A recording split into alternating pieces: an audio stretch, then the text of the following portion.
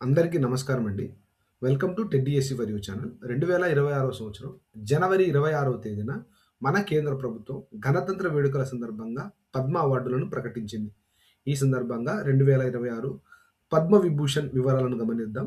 మొదటి పద్మ విభూషణ్ అవార్డు గ్రహీత విఎస్ అచ్యుతానందన్ గారు మరణానంతరం ఈ అవార్డు ఇవ్వడం జరిగింది.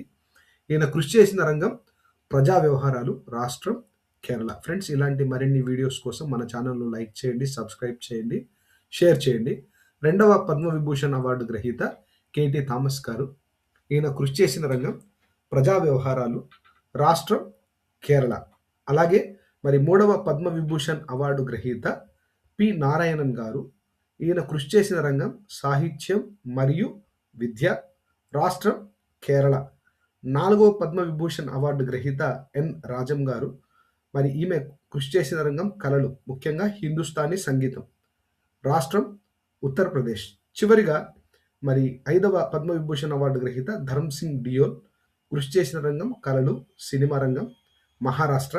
ఈయన ప్రాతినిధ్యం వహిస్తున్న రాష్ట్రం.